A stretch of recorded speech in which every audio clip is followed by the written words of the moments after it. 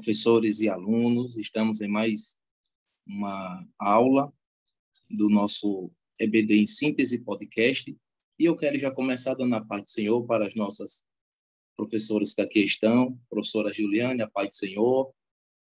A paz do Senhor Gilson, a paz do Senhor Joyce. É uma alegria estarmos aqui juntos mais uma vez. A paz do Senhor, professora Joyce. Pai do Senhor, Gilson, Pai do Senhor, meu amor.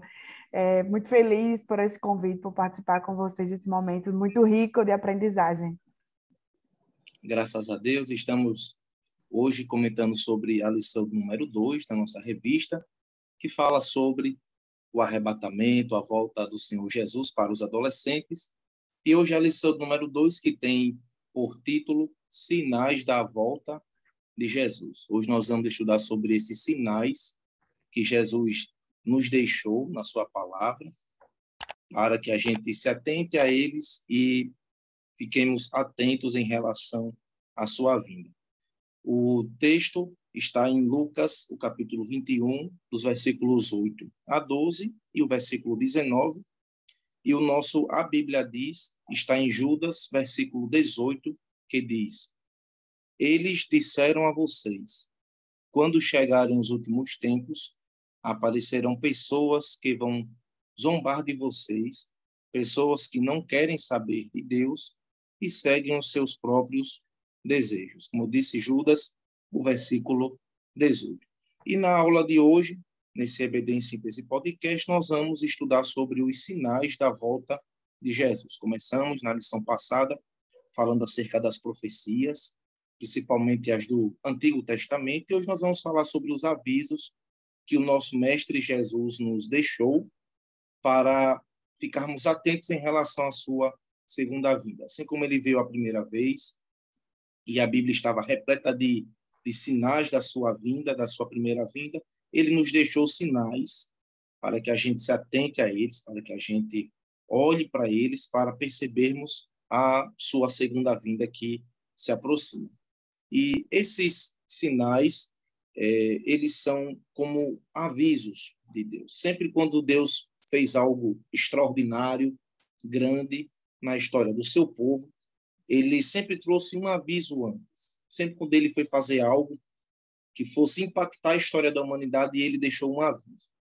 E os sinais que Jesus ele destacou, ele nos deixou na sua palavra, são como avisos de que a sua vinda está perto, de que a sua segunda vinda se aproxima, de que o arrebatamento da igreja está prestes a acontecer. Então, hoje nós vamos estudar esses sinais, e o nosso principal propósito aqui é fazer a gente entender cada um desses sinais, para que, ao contemplarmos ele à nossa volta, no nosso dia a dia, a gente possa entender que Jesus está voltando e que nós devemos estar preparados para a sua segunda vinda. E nós vamos começar no tópico 1, que fala sobre os sinais sobre a Terra. Os sinais sobre a Terra, os sinais que acontecem na natureza. Um texto muito interessante é o que Paulo escreveu aos Romanos, no capítulo 8, dos versículos 19 a 22, que fala sobre os gemidos da criação.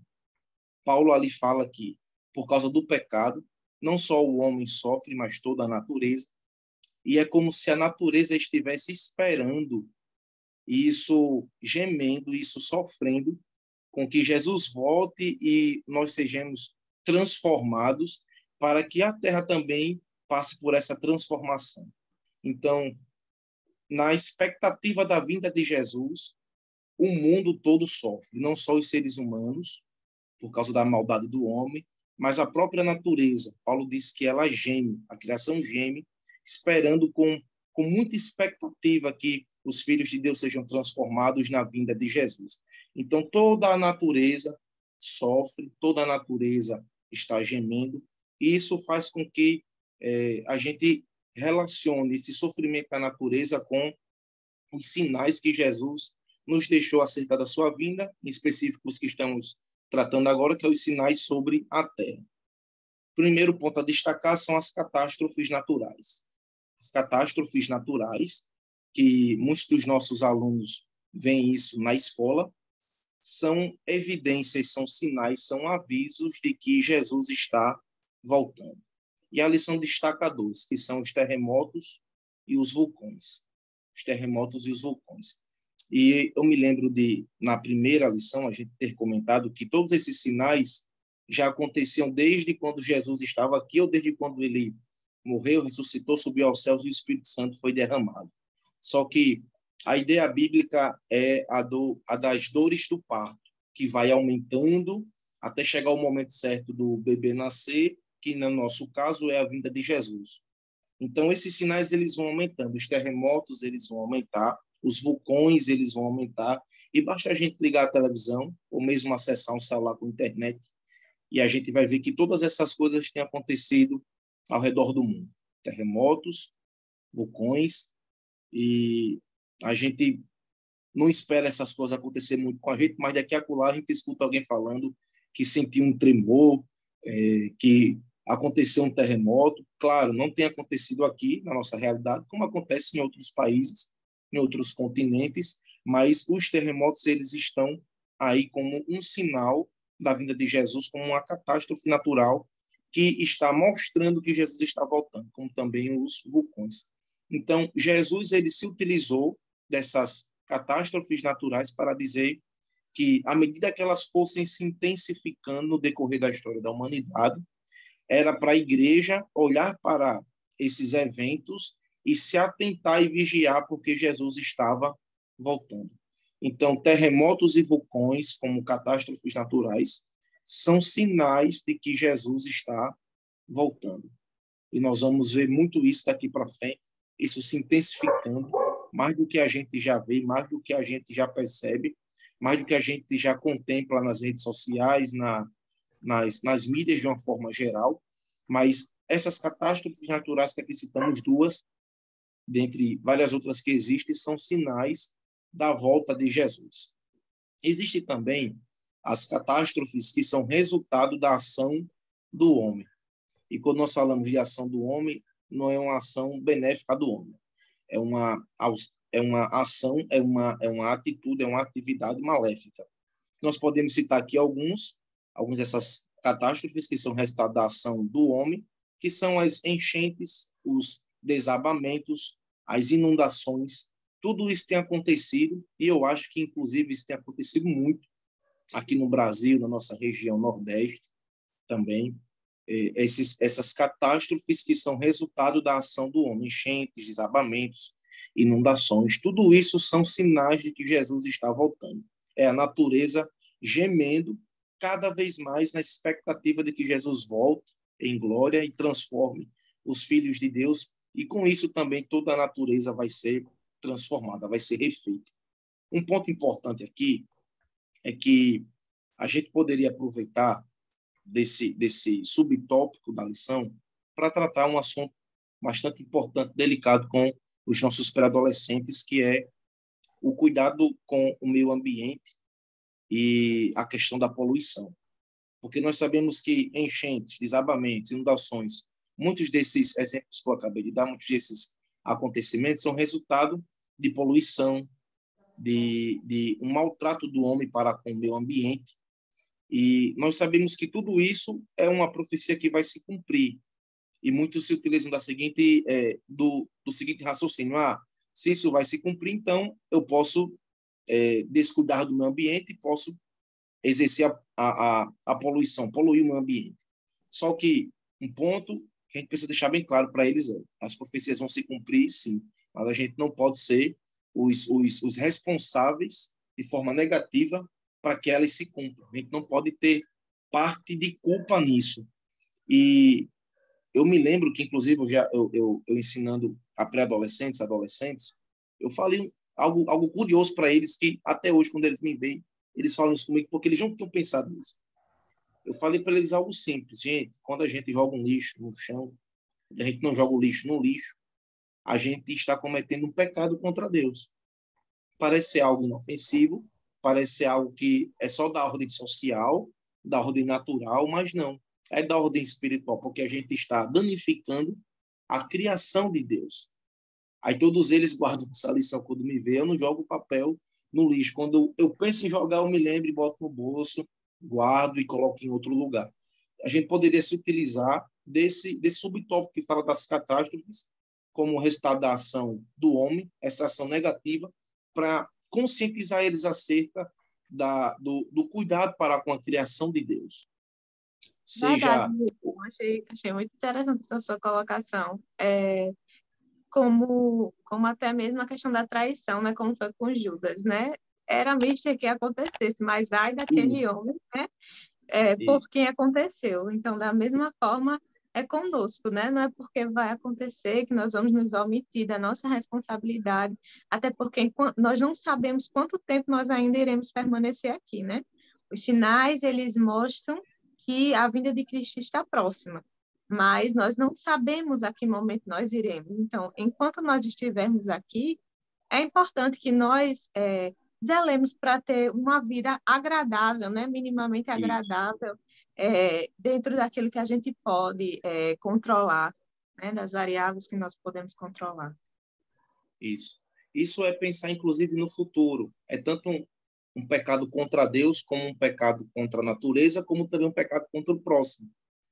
Porque aí eu estou deixando o mundo pior para aqueles que vão viver nele daqui a, não sei, 5 anos, 10 anos, 20 anos, 100 anos, se a gente tiver voltado. Esse entendimento, ele é tão maléfico e tem entrado tanto na mente das pessoas, a gente precisa passar um combate para esse pensamento o quanto antes, para os pré-adolescentes, que eles cresçam tendo o entendimento correto. Por exemplo, só dando um outro exemplo de como esse pensamento ele pode ser aplicado. Quando a gente fala de política, muitos dizem assim, a Bíblia nos diz que no fim dos tempos as coisas vão piorar. Então, não importa em quem eu vou votar, porque a profecia vai se cumprir. Só que aí é a questão da nossa responsabilidade. Eu não posso ser o agente que vai trazer essa maldade ao mundo. Eu não posso ser o agente que vai fazer o mal. Eu tenho que sempre escolher pelo lado certo. As profecias vão se cumprir, sim, mas a minha responsabilidade é sempre para com o bem. E a gente precisa falar sobre isso para os nossos alunos, para os pré-adolescentes, que eles precisam cuidar do meio ambiente, ter cuidado com essa questão da poluição, porque além de trazer danos à natureza e aos homens, é um pecado contra Deus. Deus, ele zela pela sua criação. Deus, ele tem cuidado para com a sua criação. Mas as catástrofes, como resultado da ação do homem, também são um dos sinais da vida de Jesus, esses sinais que eu estou falando, que são os sinais sobre a terra. E, por último, fome e pestes. Fome e pestes. Jesus falou de epidemias. Oi, pode falar. Para você não entrar na outro tópico, a gente também tem que ter, eles têm que ter, na verdade, em mente, que eles têm, digamos assim, uma dupla cidadania, né?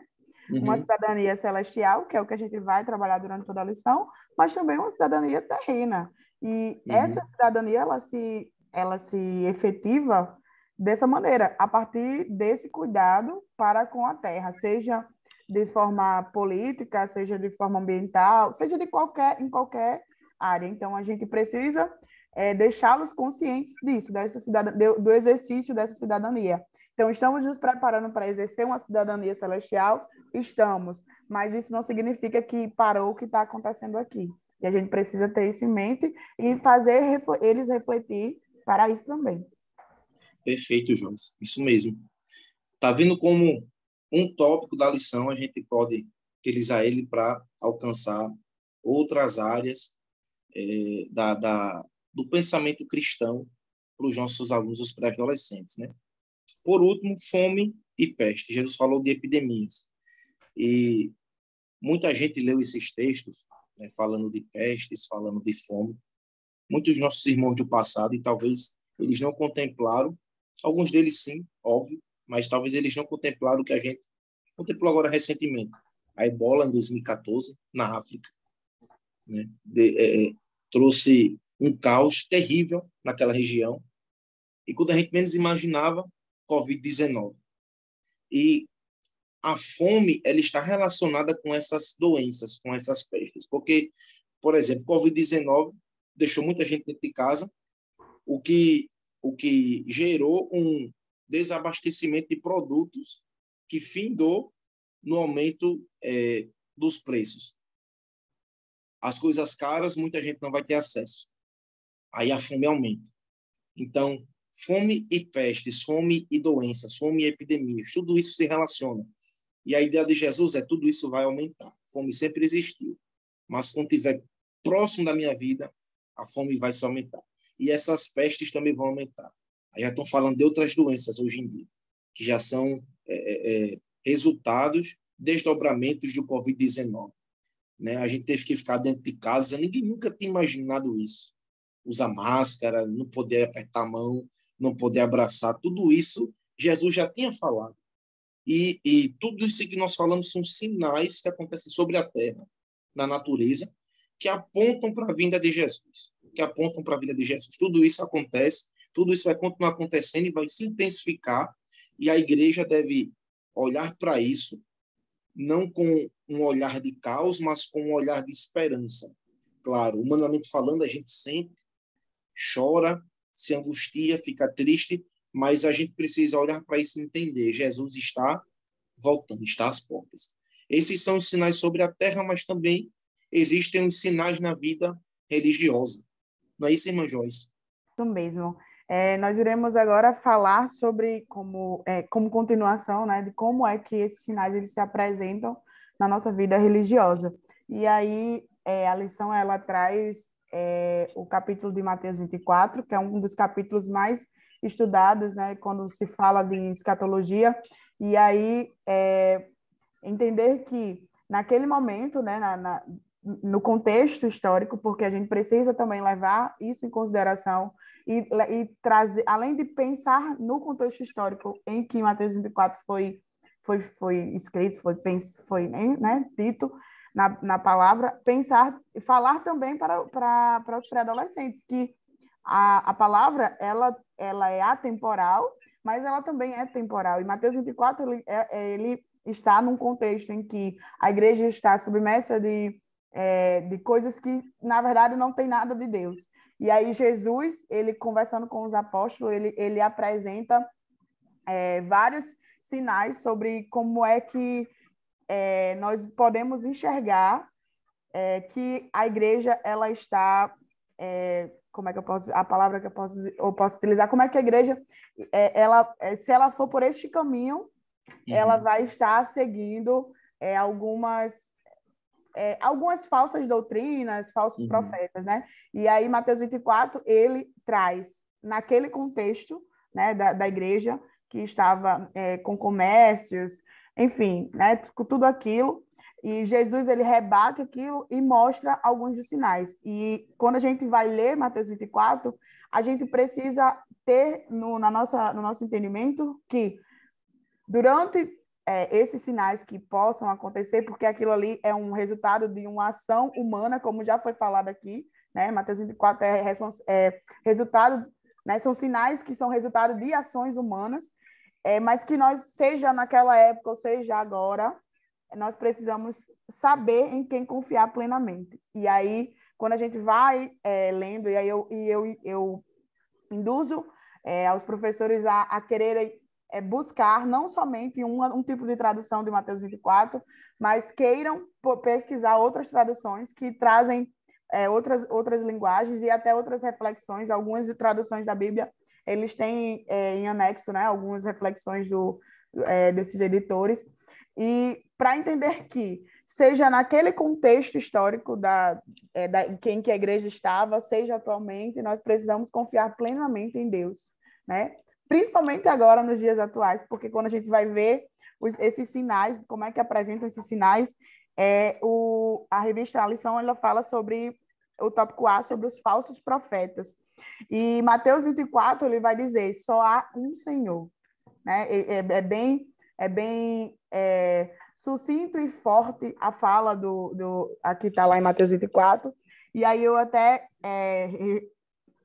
gravei aqui para falar para vocês, né? Na versão da lição fala assim: primeiro, Messias só há um, Jesus Cristo. Ele, sendo Deus, se fez homem para morrer em nosso lugar.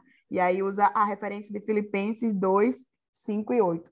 Então, os falsos profetas, eles vão se manifestar, assim como se manifestaram naquela época, lá em Mateus 24, eles estarão se manifestando na nossa temporalidade. Então, e entender que esse jovem que está se formando, esse pré-adolescente, ele vai ter acesso a todo tipo de discurso, né? Eu costumo dizer que quanto mais a informação chega, mais a gente quer banalizar a graça. Então, falar sobre graça nesse sentido, nesse contexto também é uma forma da gente ver esse sinal na nossa vida religiosa. Porque os falsos profetas estão dizendo,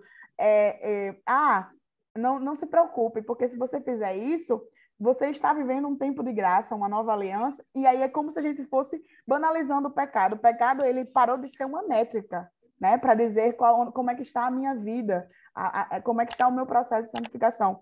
Então, falar sobre esses falsos profetas, eu acho que é cabível falar sobre a banalização da graça, né, no contexto em que Mateus 24 fala sobre eles surgirem vários, mas se a gente for trazer para o nosso tempo, em qualquer espaço, né, em qualquer instituição, a gente vê pessoas que levam o nome de Deus, dizem que trazem as boas novas, né? Hoje não se usa mais essa linguagem, uma linguagem mais atualizada, mais moderna, mas nas entrelinhas querem dizer isso, e eles não são, eles na verdade são falsos profetas e não estão ali anunciando o evangelho de Cristo coisa nenhuma. E a Bíblia em todo momento, não é só em Mateus 24, mas como eu falei em Filipenses, ela fala, só há um Messias, que é o Cristo. Verdade, Joyce. E é interessante essa reflexão sobre a graça que a senhora trouxe, porque quando a gente olha para tempos passados, a gente tinha isso muito bem definido sobre Isso. quem eram os falsos profetas, quem eram os falsos mestres. Nós tínhamos as seitas, né, que eram muito bem estabelecidas, com seus próprios critérios, que iam para fora da Bíblia, com livros fora da Bíblia, mas hoje não. Hoje eles usam a própria Bíblia para tentar Isso. deturpar as pessoas, né? Então, eles pegam um versículo isolado da Bíblia e distorcem. Então, parece evangelho, mas, na verdade, está trazendo outro contexto que não tem nada a ver com a Bíblia, que não tem nada a ver com aquilo que Cristo tem para nós. E aí, como é que a gente pode identificar, né, esses falsos profetas? A lição fala que, e aí eu acho que não só a lição, mas de comum acordo entendermos que quando conhecemos a verdade, quando conhecemos a palavra de Deus, nós conseguimos identificar essas essas heresias, esses falsos profetas, né? E realmente, atualmente, isso é muito mais. Eu vejo que é uma guerra muito mais difícil de ser travada, principalmente nesse processo de formação né, da pré-adolescência, que eles estão numa fase que não é um nem é outro, estão nesse processo de desenvolvimento, e aí vem muita informação, a gente está numa era em que tudo é muito prático, tudo é muito à mão. Então, isso para confundir, vai confundir eles, vai chamar a atenção. Meu esposo, ele é professor dessa classe de jovens e eles comentando, ele até soltou uma pergunta. Gente, o pecado, ele é bom ou ele é ruim? E ficou aquela inquietação e a maioria dos jovens falou que o pecado é bom. E é isso mesmo. O pecado, ele não é ruim, não. Ele é ruim sobre o olhar, né, de que a gente não deve abominar o pecado. Mas como carne, como humano, nós queremos. Nossa carne vai ser sempre tendenciosa a pecar. Então, se a gente ensinar esses pré-adolescentes que, a partir da palavra do Senhor, de conhecer a palavra do Senhor, vocês vão conseguir bater de frente com esses falsos profetas, vão enxergar o que, na verdade, eles estão induzindo vocês a uma outra coisa que não tem nada a ver com Cristo, né? E um outro ponto que a lição traz é sobre a apostasia, né? E aí fazia muito tempo que eu não ia pesquisar o significado de uma palavra, porque eu queria trazer de fato o que significava essa palavra. E aí eu fui atrás, né? E está bem próximo ao que a lição fala, que é uma vida de abandono religioso, de abandono da fé. E como é que isso vem se manifestando atualmente, né? O abandono da nossa fé, é como se a gente pegasse... Eu vou sempre voltar para essa banalização da graça, porque foi o que realmente me veio muito forte, né? Como se a gente estivesse o tempo inteiro vendo várias pessoas indo para a igreja, várias pessoas agora sendo evangélicas, ditas que são crentes, que são evangélicas, né? Porque hoje a nomenclatura eu sou evangélica, né? Hoje mal se usa crente, e tudo bem, a transformação social ela acontece, a mudança das palavras elas acontecem, mas o peso de hoje agora eu sou crente, ele tem um outro peso, né? E as pessoas, hoje a gente vê igrejas de todos os gostos, de todas as formas possíveis, e as igrejas estão lotadas, essas pessoas estão ali procurando a Cristo, mas, na verdade, a gente vê meras pessoas que querem, querem que a fé seja moldada à sua necessidade. E aí, isso é um grande problema, que é a partir daí que se vê o abandono da fé. Porque quando eu não consigo ser mais...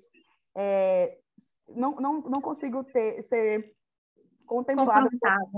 Não é nem confrontada a palavra. Seria, tipo, quando eu estou dentro da igreja e aquilo já não amacia a minha carne, aquilo já não me traz muitos ganhos materiais, né? Eu esqueci a palavra que eu queria dizer, mas é como se quando eu estou dentro não massageia o ego, quando não massageia. Exatamente. Aquilo não é mais suficiente para mim. Então, para que eu estou aqui? Né? E aí a gente vê... eu acho que isso hoje é muito forte. Eu não sei na realidade de vocês, mas a minha realidade jovens que estavam ali superativos e aí começaram aos poucos. Não, hoje eu não vou mais para o ensaio. E daqui a pouco eu vou sentar lá atrás. E aí daqui a pouco... Não, eu só vou para o dia de festa, no dia de domingo. Aí eu só vou para um dia de festa. E aí, aos poucos, vai abandonando. Às vezes, não tem nem coragem de dizer assim, não, eu não quero mais essa fé. Eu não quero mais, não quero mais ir para a igreja. Vai abandonando. Outras estão em denominações que nós conhecemos, que são mais tradicionais. E aí, para não dizer que não quer mais, que vai abandonar a fé, começa a ir para outras denominações. E eu não estou condenando as outras denominações. Estou dizendo que sai de um contexto que tem uma realidade, que tem uma cultura, uma liturgia, e vai para outro que é totalmente diferente. E aí, aos poucos, não tem coragem de se dizer que não quer mais, e começa a procurar desculpas e mais desculpas, simplesmente porque aquilo não está mais lhe sendo aproveitado na forma carnal, né? Não tem mais valor. Não me interessa, eu não consigo mais ter o brilho, né? E aí vou abandonar a fé. E apesar de termos igrejas cheias de pessoas, às vezes a fé dela está simplesmente num pedaço de pano que ela vê lá todo dia, ou numa pessoa que está cantando. Então, se essa pessoa não cantar mais, não vejo mais sentido ir para a igreja. Ai, meu Deus do céu, por que pregador não pode mais ter oportunidade? Eu me sinto tão bem quando vejo ele pregando. E aí vai arrumando desculpas. Hoje é fulano que vai pregar. Não quero ir. E aí, aos poucos, vai abandonando essa fé, né? E aí, uma pessoa que tem consciência de quem é Cristo, tem consciência do plano de salvação, vai abandonando porque simplesmente não satisfaz mais as suas necessidades. E aí a gente vê como acontece a apostasia, né? Um outro tópico que... E aí, a lição ela fala, se não buscarmos a Deus por meio da prática da oração, da leitura diária da Bíblia e procurarmos viver de acordo com o que ela nos orienta, correremos o sério risco de sermos enganados pelos falsos ensinamentos.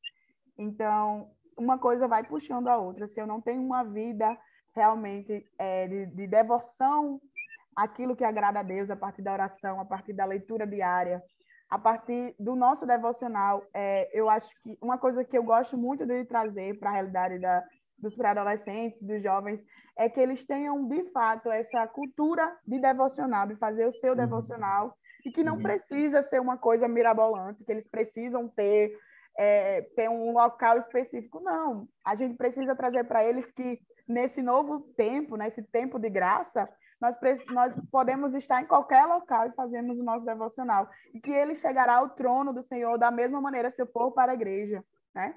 E ensinar eles a ter essa prática de devocional, de ler a Bíblia, de jejuar. Hoje em dia, as pessoas não querem mais jejuar. E outra coisa, e para o contexto dos pré-adolescentes, jejuar, ele não necessariamente seja pelo menos eu acredito assim, né? Que é muito mais difícil dizer que porque eles podem dizer, não estou com fome, não vou comer, tudo bem. Mas o jejum, ele pode estar sendo sim associado àquilo que tira a minha concentração do meu relacionamento com Deus. Então, se eu faço um jejum, eu sei que eu fiz isso por experiência própria. Eu lembro que logo quando eu era adolescente, eu queria muito passar na universidade e eu estava estudando, mas eu sentia que a rede social me puxava muito para um outro lado. E eu fiz um propósito com o Senhor. Senhor, olha, a partir de hoje, eu vou fazer esse jejum de rede social e eu quero entregar ao Senhor todos os dias esse jejum. Em nome do Senhor, eu sei que eu vou passar onde eu quero e tal. Acho que eu tinha 17 anos, por aí. E eu fiz esse propósito, né, de jejum das minhas redes sociais.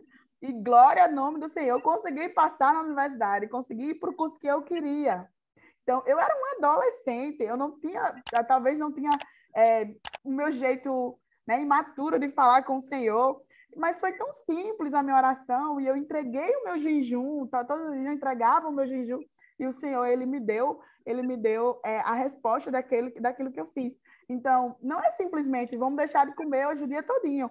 Trabalhe com o seu adolescente, com o seu pré-adolescente, que existem outras formas de você consagrar a sua vida ao Senhor, né? E eu tenho certeza que eles vão aprender a partir da realidade deles, né? Não precisa ser uma coisa de outro mundo.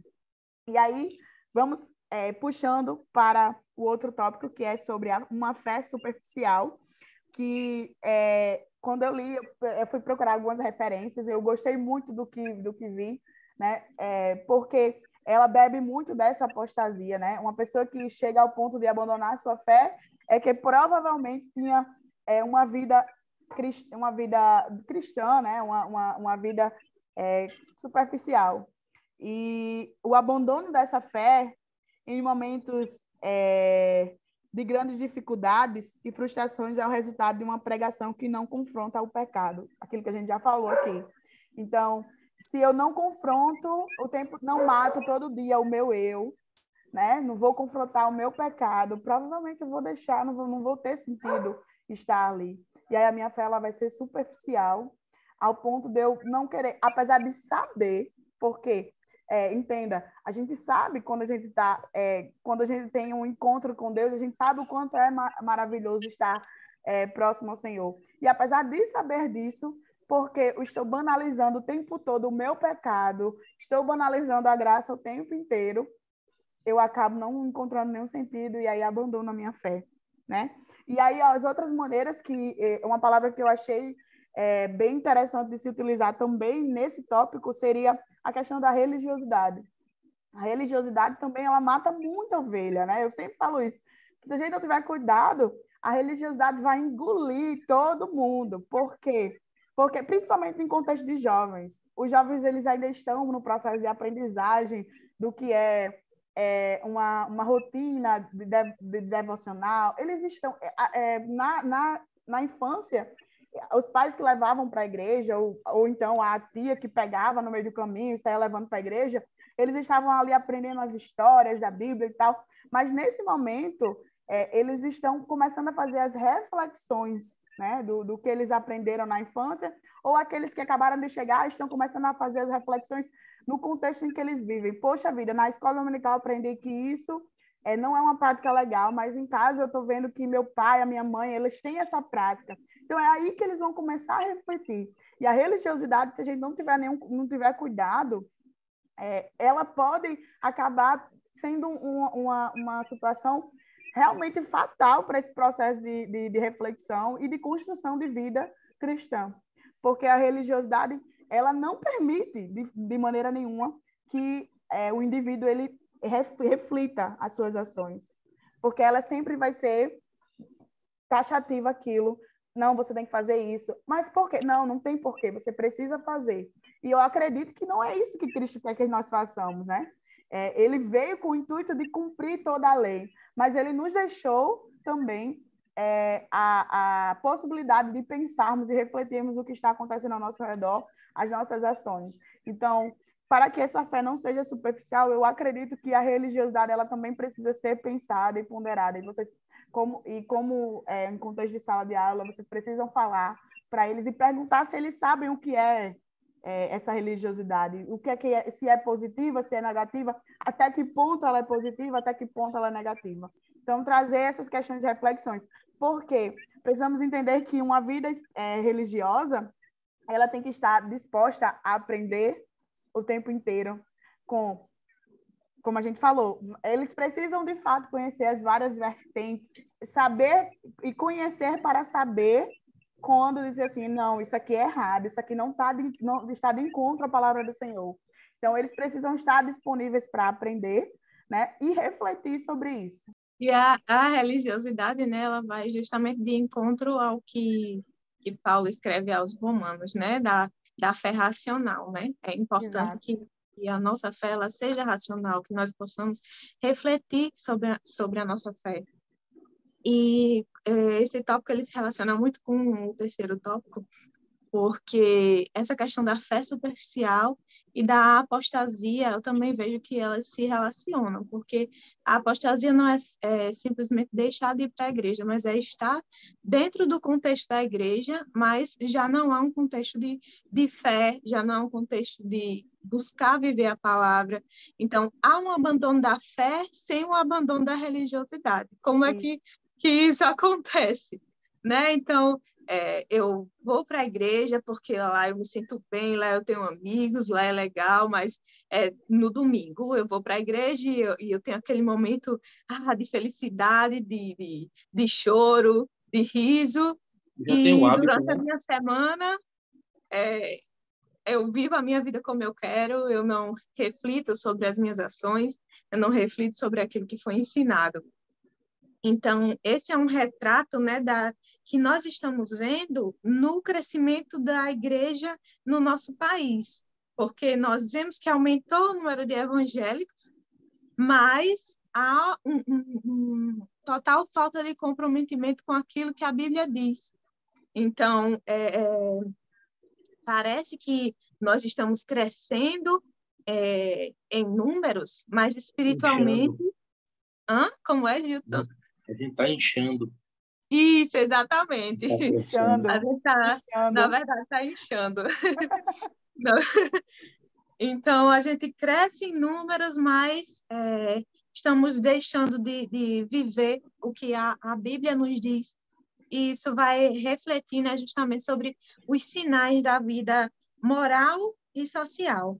A lição ela nos traz aqui a referência de 2 Timóteo 4:3, que se encaixa muito bem nesse contexto que diz: porque virá tempo em que não sofrerão a sã doutrina, mas, tendo comichão nos ouvidos, amontoarão para si doutores, conforme as suas próprias concupiscências. Então, primeiro, as pessoas elas não sofrem a doutrina, ou seja, quando elas são doutrinadas, aquilo não produz nada nelas, aquilo já não confronta elas, já não faz diferença para elas. Elas escutam, mas entra no ouvido e sai pelo outro. É como se aquilo não importasse. E depois, né, aquilo causa um comichão nos ouvidos, de forma que elas vão procurar os seus próprios doutores. Ou seja, eu não quero mais ouvir isso, agora eu vou procurar alguém que diga o que eu quero ouvir. Então, eu saio de uma determinada igreja porque foi falado algo que me confrontou, então eu não quero mais, então eu vou para outra. Da mesma forma também se está acontecendo com a questão do pecado, porque aqui nessa igreja a questão de casar novamente é pecado, porque aqui nessa igreja a questão do casamento homoafetivo é pecado. Então, se aqui é pecado, naquela igreja ali do lado não é pecado. Eu vou para lá porque eles aceitam o meu pecado. Então, é isso que está acontecendo, né? A gente está vendo essa deturpação, né, da vida moral e social das pessoas. Então, primeiro nós temos o aumento da imoralidade, né, que há um apelo sexual na nossa sociedade de forma geral, e isso só aumenta a cada dia. Nós ouvimos sobre sexualidade nas músicas, nós ouvimos sobre sexualidade ao parar para assistir um filme, tem que ter a questão da sexualidade, tem que trazer a questão da homossexualidade, também está muito presente. Dificilmente nós conseguimos assistir um filme hoje que não traga essas questões. Então, até para vender um desodorante é preciso ter uma mulher lá com uma roupa sensual que tem uma representatividade de conotação sexual dentro da sociedade, né? Então, nós vamos vendo essa perversão, toda essa perversão dentro do contexto. Às vezes eu vou passando os canais assim e gosto de ver, às vezes parar para ver os desenhos infantis, né? E o que está sendo passado ali. E eu parei em um determinado canal em que um desenho infantil, parecendo, né, algo bem inocente, e dentro daquele desenho começou a contar a história de duas famílias, né? E essas duas famílias, uma era de uma criança que tinha um pai e uma mãe, e a outra de uma criança que tinha dois pais. E dentro desse desenho, ali começou a mostrar um contexto que a criança olhava para o celular, o que tinha o pai e a mãe, né? Olhava para o celular e era tudo desorganizado, era tudo fora do lugar, enquanto a criança que tinha dois pais era tudo organizado, tudo acontecia certinho, tudo acontecia maravilhoso dentro daquela casa. Então, que reflexões estão sendo ali construídas, embutidas através dessas mensagens, né, que chegam da mesma forma que chegam para as crianças, né, também chegam para os pré-adolescentes, chegam para nós em todas as faixas etárias, né? Então é importante trazer esse alerta, né, ao pré-adolescente, o que ele tá visualizando, porque hoje essa questão da sexualidade e a sexualização estão em todos os contextos, né? Nós temos também a questão do casamento hoje. Primeiro, houve essa questão de dizer que não é mais necessário casar, né? Só se junta, fica ali um tempo, se der certo deu, se não der, não deu. E também, hoje, o que está sendo muito divulgado e difundido é a questão da infidelidade, né? Eu não preciso ser mais fiel no casamento. As músicas falam sobre isso, sobre a naturalização desse pecado de infidelidade. Então, tudo isso são sinais da volta de Cristo, né? São sinais que apontam que Cristo está próximo, porque cada vez mais as pessoas estão se distanciando dos valores bíblicos, e aquilo que é valorizado na Bíblia é desvalorizado na sociedade. Se você deseja ter um casamento puro, se você deseja se guardar para o casamento, tudo isso é ridicularizado, né? Tudo isso é visto como algo que já não tem valor, né? O que tem valor é você ter um relacionamento aberto, sair com muitas pessoas. Então, tudo isso ele está chegando para os nossos pré-adolescentes.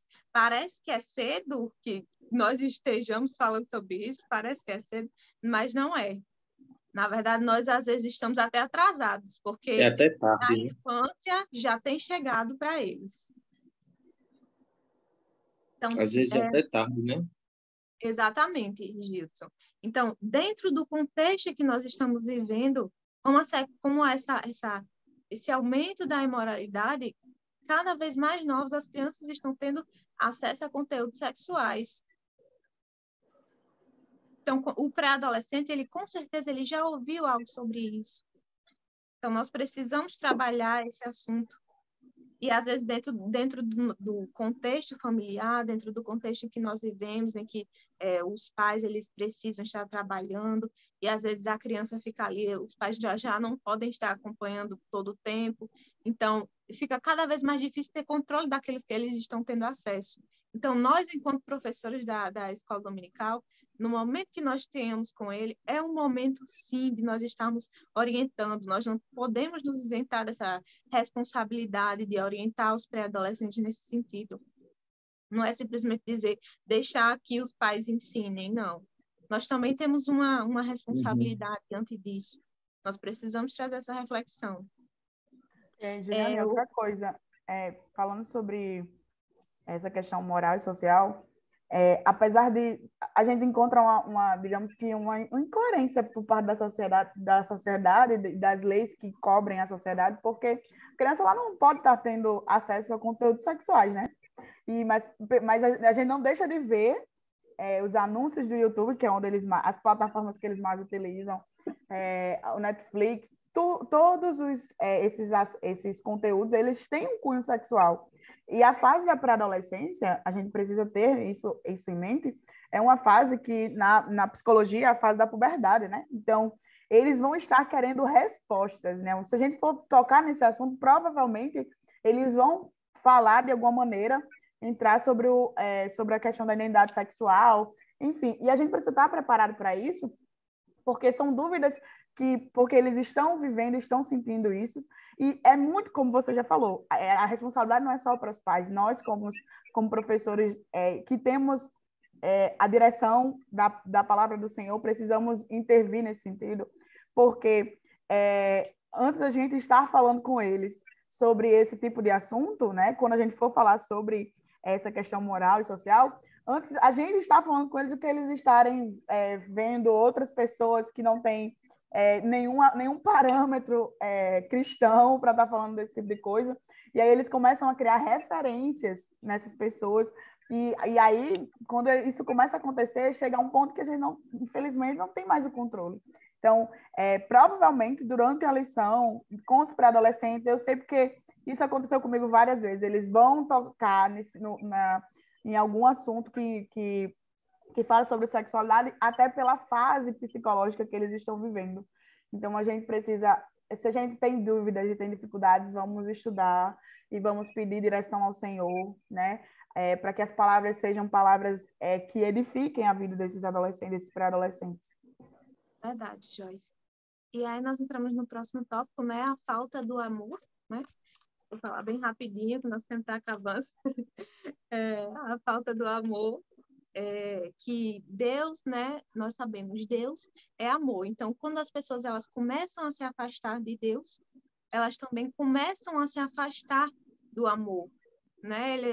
Elas começam a agir segundo as suas próprias vontades, e nós vemos muito hoje, né, a supervalorização do eu, a minha vontade, o que eu quero, o que eu gosto, o que eu amo, e você vem depois. Então, há essa falta de amor. Então, quando há essa falta de amor, consequentemente, nós temos as alterações no comportamento social.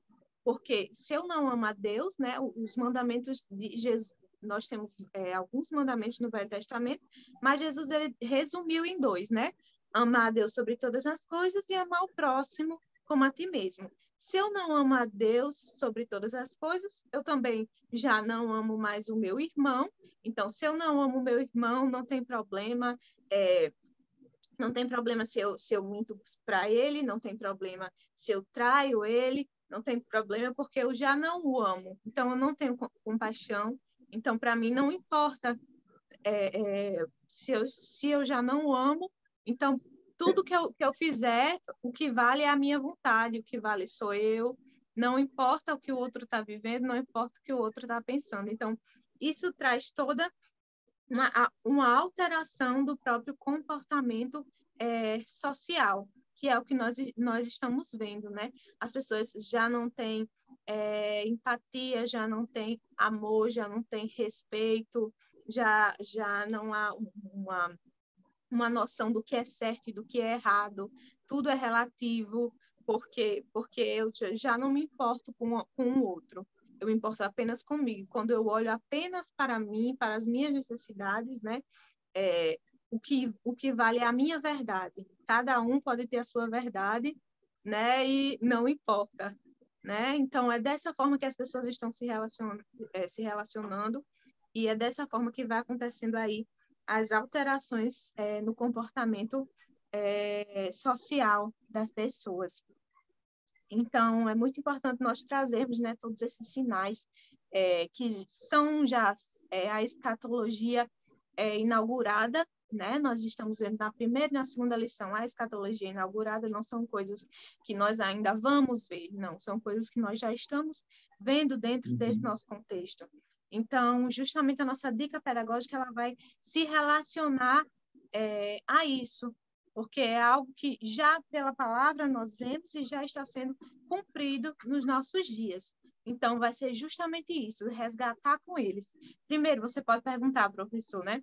Quais são os sinais, né? Antes mesmo de abrir a lição, né? Quando falar sobre o título, vocês já viram algum sinal de que Jesus está voltando? Quais são os sinais? O que é que vocês acham que indica que Jesus está voltando? E aí, pode ser tanto no início quanto no fechamento dessa lição, né? Trazer reportagens, notícias, imagens. Isso pode ser trazido para eles, né? Como foi sugerido pela lição, trazer revistas para que eles recortem, né? E produzam um cartaz coletivo, ou pode ser também pelo meio da tecnologia, né, o professor? Se ele tiver ali disponível um notebook, um data show, ou até mesmo, se os seus alunos todos já têm celular, né? Normalmente, os pré-adolescentes, alguns já têm, hoje mesmo até as crianças, né, já têm acesso ao celular. Então, pode ser utilizado também na aula. Vamos pesquisar aqui, gente. Vamos fazer pequenos grupos ou duplas, né? Dependendo do tamanho da sua classe. Vamos fazer duplas, vamos fazer grupos. Você pesquisa alguma coisa relacionada ao primeiro tópico. Quais são as catástrofes naturais? Aí o outro já pesquisa sobre fome e pestes. O outro já pesquisa sobre falsos mestres. Então, tudo isso, né, coisas que a gente possa ir relacionando para que a gente não fique apenas no falar como se fosse algo muito teórico, algo muito superficial, mas trazer para algo mais concreto. Nós precisamos trazer para algo mais concreto. Joyce, quer Não, falar? era só para dizer mesmo que, até porque eu acredito que eles vão sentir assim, meu Deus, é muita coisa. E aí uma forma da gente diluindo realmente trazer esses eixos de maneira que eles se dividam e bota ele para pensar, eu acho que caberia também aí, se vocês acham que dá tempo, né? Porque a gente sabe que o tempo não é muito grande, mas que se dá para eles fazerem uma pequena demonstração entre eles, como é que poderia acontecer o segundo tópico, o primeiro, o terceiro. Então, fazer eles, de fato, refletirem, né, como é uma coisa que a gente vem falando durante todo o podcast, fazer eles refletirem sobre os tópicos, né, e se eles puderem apresentar em alguns contextos, a igreja até abre a oportunidade, né, para eles fazerem uma pequena demonstração, coloca no quadro de aviso, para que eles se sintam, porque realmente é muita novidade para eles, apesar deles verem muito sobre isso, eles agora estão conceituando, né? A lição ajuda a conceituar cada eixo. Então, que eles, de alguma maneira, mostrem isso como eles aprenderam, e aí vamos expor para a igreja, ou então entre eles mesmo, o que eles aprenderam. Eu acho que é um movimento bem, bem dinâmico e bem interessante para fazer com a turma. Verdade, Joyce. E a gente faz esse fechamento, né, da lição com essa dinâmica, deixando aqui essa proposta para você, professor, né, para que a gente não deixe de alertar os pré-adolescentes sobre os sinais, né, os sinais eles estão aí e a palavra do Senhor ela é verdadeira, da mesma forma que nós vimos na lição passada, como eles estudaram no domingo passado, que todas aquelas profecias que foram faladas no Antigo Testamento já se cumpriram através da vinda de Cristo, né? Eles precisam ver que agora existem profecias que o Senhor deixou e que estão se cumprindo nos nossos dias. Então, a palavra do Senhor não é apenas um livro, não é apenas uma história, ela é cumprida, ela é verdade, ela está sendo cumprida e nós podemos ver o cumprimento dela nos nossos dias, né? A primeira vinda de Cristo, ela foi o início da consumação dos séculos e a sua segunda vinda será, né, o final, o fim da consumação dos séculos. É isso mesmo.